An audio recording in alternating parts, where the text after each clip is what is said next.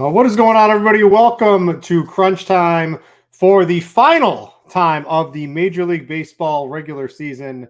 A hat tip to Mr. STL Cards 84, Justin, for writing that long article every weekend, basically, for doing the show. Hat tip to TJ for coming on and giving all of those Spidey bombs all year long, now producing as well. A hat tip for me for, navigating both you guys. You guys give all the winners. But Justin, I'm going to go to you. I forgot. Hat tip to everyone who's been tuning in all year long on the weekend too. Much appreciated. But Justin, your fingers can finally relax for a little bit. Your weekends will now be free.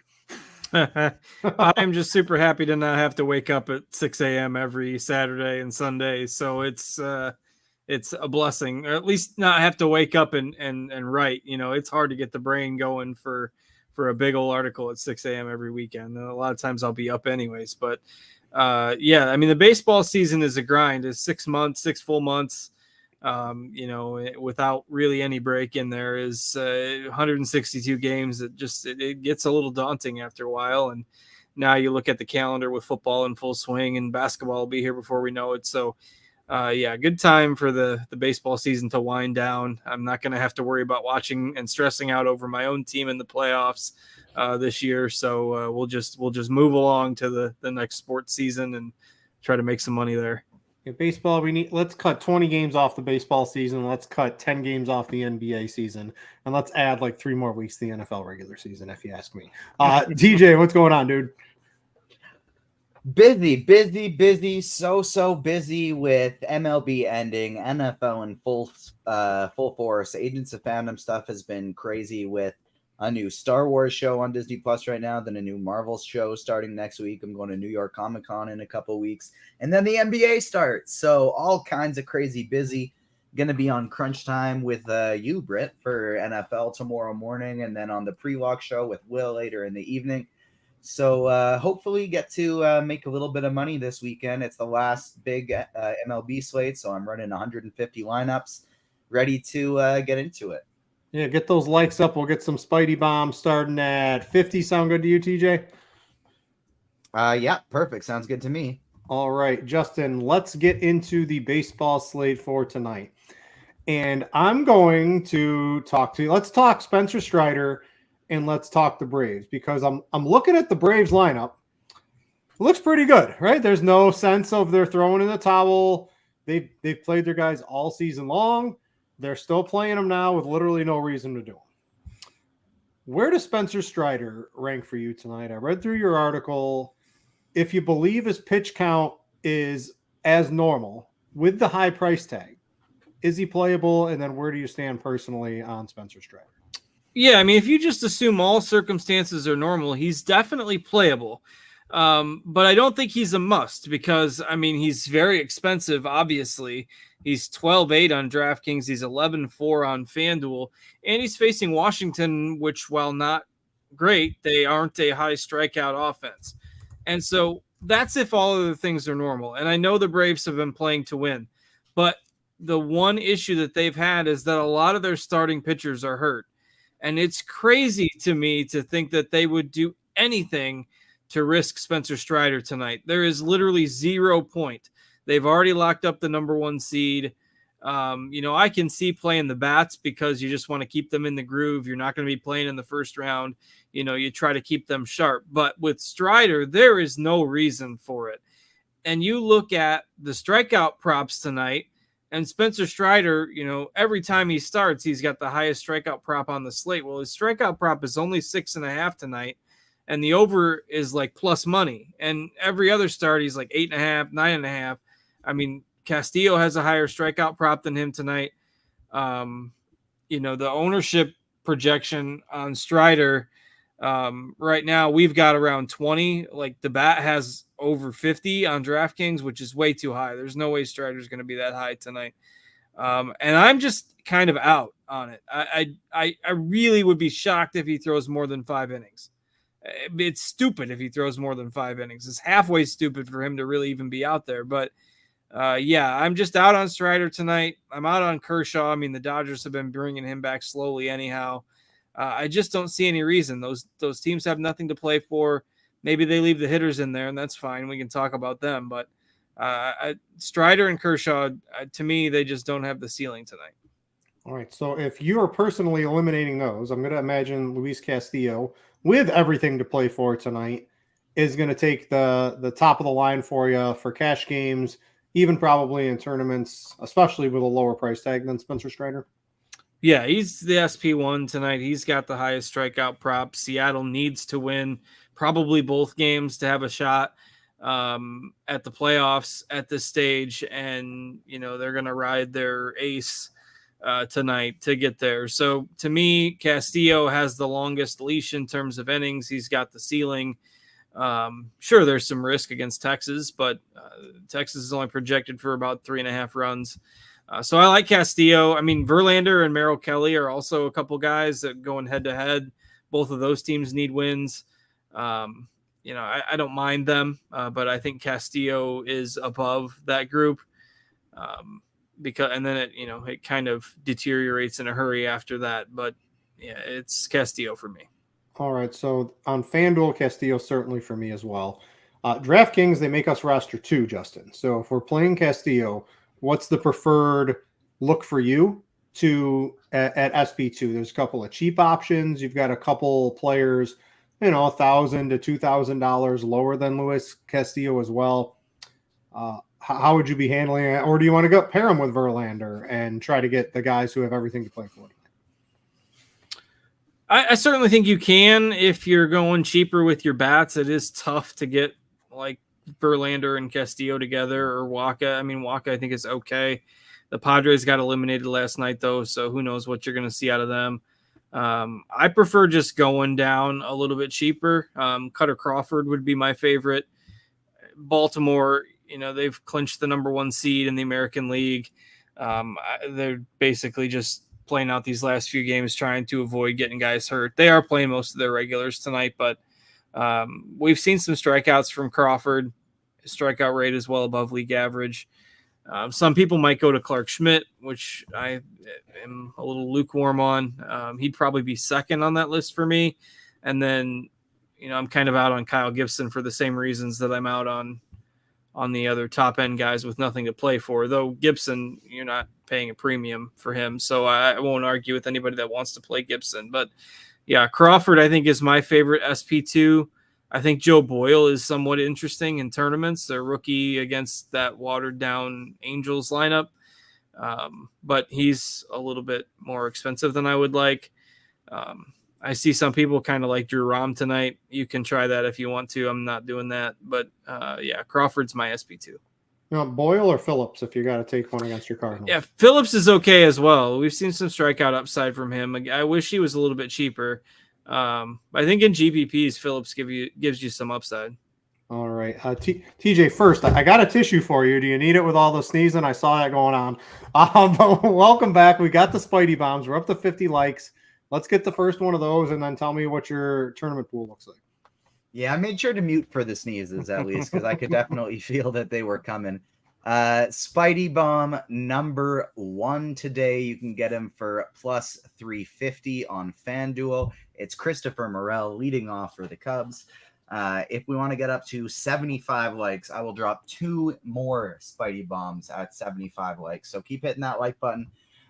Christopher Morel, Spidey Bomb number 1.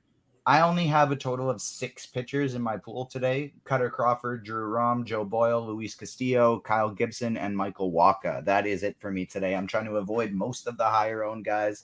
Still getting to some Castillo and Crawford, but fading the other high owned players. And then trying to get a little bit different in tournament with a tight pitching pool. And then really mix and match these different stacks today because I don't have a firm lean for the offenses. So Cutter Crawford is my number 1 guy. Drew Rom and Joe Boyle are kind of my number 2 range for me. Castillo 3. It's a great. They need the win, and it's like he's got that high K prop today, and I do like him. That's why I'm not fading him. But this is still Texas. There's still multiple ways that this could go wrong, and so I'm not getting overweight. I'm just getting even to the field, and then getting some Gibson and Wacha too. All right, so I take you're on the Strider fade as well, just like Justin? Yeah, I have no Strider and I have no Kershaw. All right. So there's some pitching takes from the two guys. Get the likes up to 75. Once the show's over, I'll throw a couple NFL bets too. If you can get it up to 75, shouldn't be too big of a problem. Cards, offense tonight. So my question for you is, we've got this game in Coors with horrible bullpens, with it's hot and the wind's blowing out the dead center, but they're not bats you really look at and you're like, I really want to play some of these guys. Or do you just go to the known quantities, right? You've got, I think the wind's blowing out in Kansas City and it's hot there. You can take some Yankees or some Royals. Of course, you've got Atlanta with a big total playing all of their big guns today. How are you handling offense in general today? I do like Atlanta. I mean, they haven't shown that they're gonna, let their play it like an all-star game and pinch hit their guys after a couple of innings. At least they haven't done that yet. I mean, they're still projected. They did that yesterday. Well, did they? Yeah, after 2 innings, they took out Olsen and Acuna, and then about 2/3 of the lineup was gone by halfway through the game. All right, I stand corrected. They didn't do that against the Cubs. I guess maybe because the Cubs were so okay. I just pulled up the box score. So yeah, Acuna came out.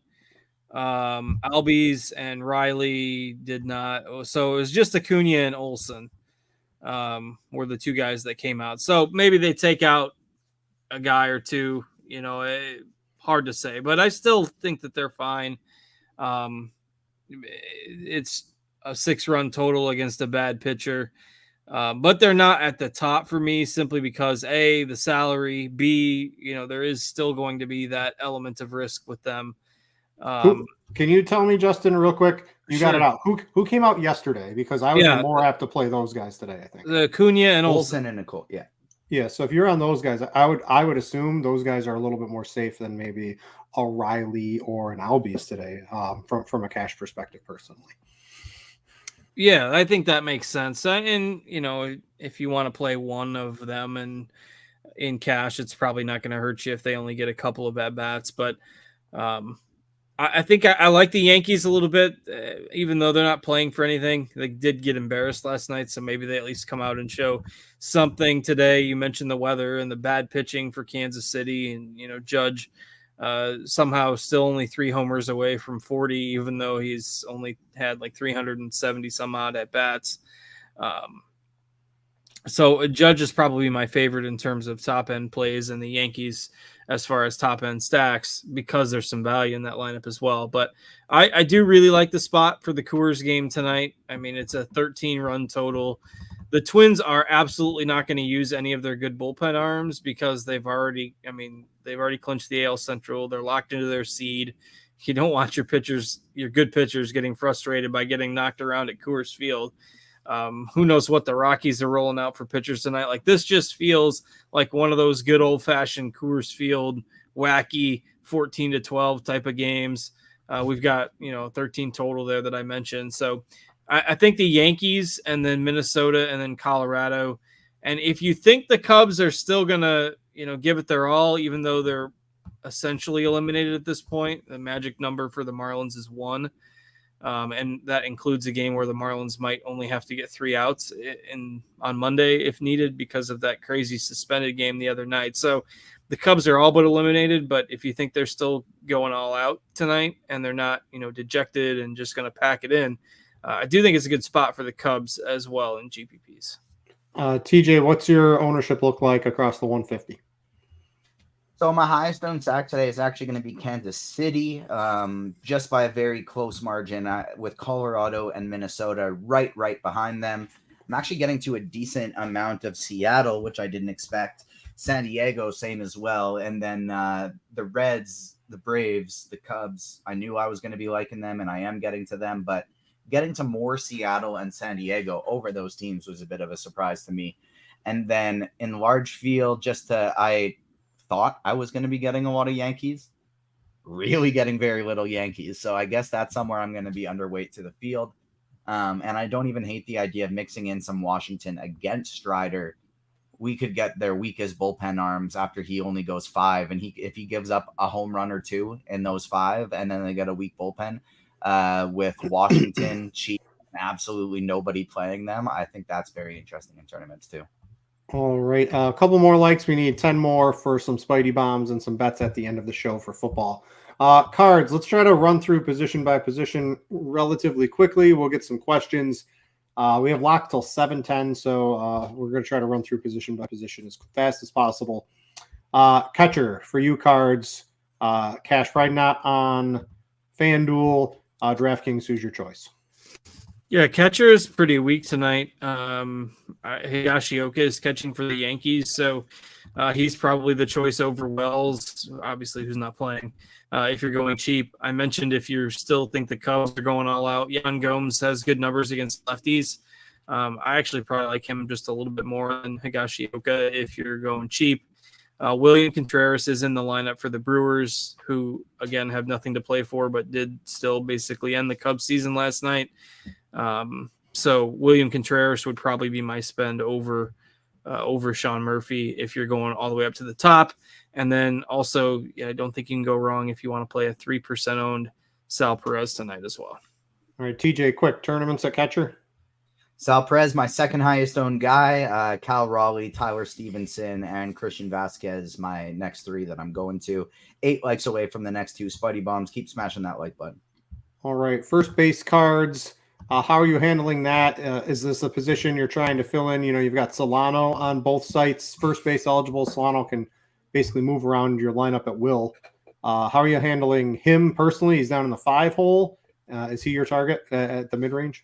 Yeah, I mean, and he's been playing even against righties, so I don't think there's a lot of pinch hit risk there right now. The playoff games will be a different story, but why would they want to mess with it here in a meaningless game? So Solano, I like. He's a better play on DraftKings. I like him on FanDuel too, but he's a little bit pricier, relatively speaking, on FanDuel. So Solano is fine. Chris Bryant on DraftKings is first base. He's fine. LeMahieu is pretty cheap. Even though it's, again, been a disastrous season for the Yankees, you can play him. I mean, a lot of the Twins, depending on site, can play all over the place. So Kirilloff is fine. Ryan Noda leading off for the What's your thoughts real quick on the Twins in cash? Because I was looking, both the RotoGrinders projections and I believe the bat aren't really like blowing these guys, jamming them all in as much as possible. I personally I've got 4 or 5 Twins, I think, on the cash games. Are you trying? Is that something you would recommend tonight? Yeah, I mean, I like the Twins. I think they're probably not going to play the pinch hit shenanigans, and so that was a reason why a lot of people don't like them in general. But it's just they're projected for almost 7 runs. Yeah, that's sort of my take as well. TJ, what else at first base is looking good tonight? The Twins, Solano and Kirilloff, the Reds, Encarnacion Strand, and Spencer Steer are my 4 highest owned. I'm getting to some Jake Bauer too. And then it's a great day to spend up on Freddie Freeman and Matt Olson, and incredibly low ownership. All right. 2 likes away from the final Spidey bomb. Second base, I'm on Julian personally, Cards. What do you think of that? And then is there anyone else you'd consider? Yeah, Gleyber Torres on FanDuel, Brendan Rodgers on DraftKings have been guys that have just kind of popped over the last few weeks because of the pricing. They're playable on either site, but when you factor in salary, I like Torres better on FanDuel. I like Rodgers better on DraftKings. Solano, you can move there as well. And yeah, Julian is fine. I think it'd be a narrow pool at second. You can mix in some other guys in tournaments, but cash games don't get cute here. All right, TJ, mixing in for tournaments. Who's on your radar? Marcus Semien. Oh, no, I just wasn't. I was just pivoting to second base. Marcus Semien and Mookie Betts, I think, make for very interesting tournament spend up options here. But for the most part, it's Twins and Rockies for me. So Solano, Julian, Rodgers, and Hassan Kim as my highest owned plays. And for we're still 2 likes away from Spidey Bombs 2 and 3. So keep hitting that like button. Hopefully by third we got it. We'll get there for sure. All right, third base Cards. Interesting on FanDuel, you've got Senzel hitting second. He's down at 2,500, and I think I'm willing to go down that low because it makes the rest of my lineup look pretty good. There are some other options at the third base position. You've got Castro on DraftKings. I think the Solano fit in there too. No, he's just first, second. But Twins. I do like Senzel. There's a couple other options on FanDuel as well. Yeah, Peraza would be one of the other values. I'm okay with Senzel. I'm a little bit leery about it though, because the Reds are still alive and they do this goofy thing where he'll basically be out if Rahm comes out of the game and they bring a righty in. So the pinch hit risk is pretty high with Senzel. I think he's okay. Just know that Christopher Morel, who TJ mentioned earlier as the home run call, I think is a really strong play leading off for the Cubs tonight as they potentially try to stay alive. But yeah, Peraza would be the other value I think you could consider. The high end of this position isn't that great tonight. I do like Riley. Again, you got some risk potentially if the Braves decide to bring some guys out of the game. Rafael Devers would maybe be a pivot that you could look to in tournaments if you aren't comfortable with Riley. TJ, we hit the likes. Let's get the Spidey bombs and then get the third. All right, Spidey Bomb number 2. And all of these are actually on FanDuel today, including the first one. We got Corey Seager at plus 340 and MJ Melendez at plus 540. All three of these on FanDuel are a wonderful sponsor, and love all of them to hit home runs today. Willie Castro and Christopher Morel are my 2 highest owned third basemen today, followed by 3 Reds, Encarnacion Strand, Marte, and Senzel. Yeah, I'm getting a lot of Rahm, but I'm getting a lot of Reds too. I like Suarez. I like Muncy. I like Riley, although I am worried about Riley getting the pinch hit kind of debacle that they had yesterday. I could see that being Albies and Riley today, whereas it was Olsen and Acuna yesterday. Speaking of our sponsor, FanDuel, you can get $200 in bonus bets guaranteed when you bet $5 for new users in Arizona, Colorado, Illinois, Indiana, Iowa, Kansas, Louisiana, Maryland, Massachusetts, Michigan, New Jersey, New York, Ohio, Pennsylvania, Tennessee, Virginia, and West Virginia, and Wyoming. Terms and conditions apply. Check those out. Great sponsor, FanDuel. And pretty much all season long, the home run bets were always very good there. I see closing out the season, they are as well. All right, shortstop cards. What are you looking at? All right, shortstop. Again, this is a position where probably filling this out last. I think it's surprisingly weak because you look at the top guys like Seager has a tough matchup tonight against Castillo. I don't love Gunnar Henderson. You caught What's up. That? You were really lagging there for a second, but it looks like it caught up. Oh yeah, sorry. I had to check my connection after the show here. I had one little spurt during the college football show the same way. But anyways, a lot of the high-end guys have tougher matchups tonight. Corey Seager against Castillo, Gunnar Henderson, I don't love with the Orioles having clinched. So, guys like Dansby Swanson and Bobby Witt, I think are fine if you have the salary to spend, but they're by no means a priority for me. So Zach Neto for the Angels hitting second, I think is okay as a value. I don't mind Ha-Seong Kim. But it's just really weird that this is a night at shortstop where I don't really have a strong take here. TJ, is your ownership spread out or are you concentrated? Very spread out. Bobby Witt Jr. is my highest owned at 13%, followed by Arcia and CJ Abrams at 12%. Marte, Crawford, Bogart, Seager, mixing and matching all of these guys. But yeah, nobody more than 13%. All right. Outfield cards. How are you handling? Are we playing like a super cheap guy like a Cabrera to get access to some of the higher tier players, or are you playing a little bit more in the middle? Probably one spend up in most of my lineups, and that's generally Judge for me. Bellinger, I think, is interesting in tournaments. He's got good splits against lefties, but nobody plays him in lefty-lefty matchups. Probably one of my favorite plays here is Nolan Jones. Big power at Coors against whatever parade of bullpen guys the Twins are throwing out there tonight. So I really like Nolan Jones. So if you go maybe one spend with Judge, one mid-range with Nolan Jones, and then maybe find one value guy. Bowers I like, Seiya Suzuki I like, mentioned Oswaldo Cabrera already. Michael A. Taylor I suppose is okay, but he's hitting 9th. You can mix and match values as your final selections. Max Kepler is good as well as a spend up. So probably one spend, one value, one mid-range in most of my lineups. All right. If you had Soto or Tatis, you got to pick one of those Padres outfielders. Who you got? I would probably take Soto, but man, they worry me after being eliminated. This is a team that The Padres now they're going to play. They're going to play great now that they've been all eliminated. They're 4 games back of a wild card spot. The Padres are 0-12 in extra innings this year. So if they would have just gone 6-6 in their extra inning games, they'd be in the playoffs. But nope, 0-12. See you later. They're the reverse Minnesota Twins or Minnesota Vikings of last year. There you go. 11-0. Now I think the Vikings are 0-3 in one score games so far. TJ, real quick, outfielders, and we'll get to some questions as fast as possible. Aaron Judge, Nolan Jones, Christopher Morel, Seiya Suzuki, MJ Melendez, Yordan Alvarez, Michael Taylor. Those are my crew that I like the best today. All right. From the live stream chat again, appreciate all you guys tuning in all season long. It's a very long baseball season, and I know everyone here at RotoGrinders appreciates that. Judge or Bellinger, Fanduel. This is from Falcor. Justin, I'll throw it to you since you just mentioned Bellinger. Yeah, Judge is my highest owned outfielder. So, I mean, in cash games, that's definitely Judge. In tournaments, if I'm only building one entry, it's probably still Judge. But I don't mind sprinkling in Bellinger if you're building a ton of lineups tonight.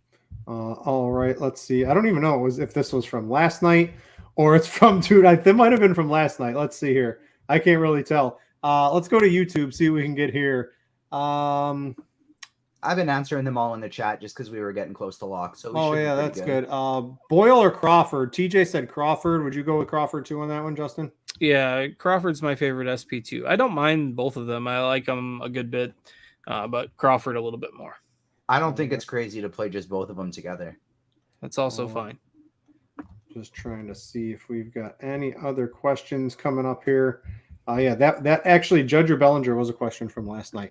Crawford or Clevenger. It was very relevant to today, so it fooled me. You seem to like Crawford as your cheap starting pitcher. I'm rolling. I'm not in love with him, but I'm rolling him out in DraftKings just because it allows you to get access to some of the bats you want today. Clevenger, definitely not a guy I have much interest in today, Justin. Yeah, no, he'd be a deep tournament play only, but not for me as well. Last cash DraftKings outfielder. He's got 4,100. So I'm pulling it up right now. Cards off the top of your head. Do you have someone you'd play?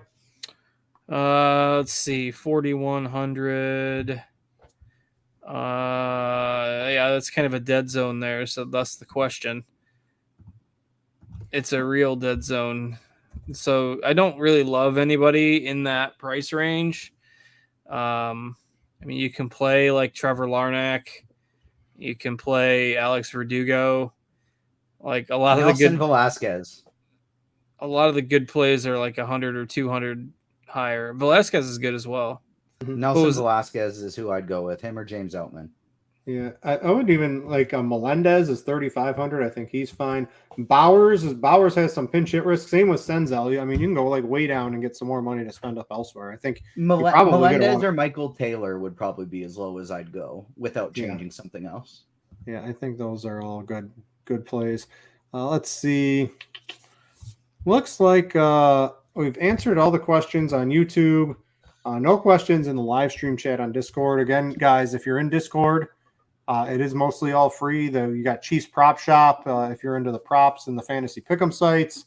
And if you're into NFL or you're looking just to hang out in the community, the Discords have been picking up over the past couple of months.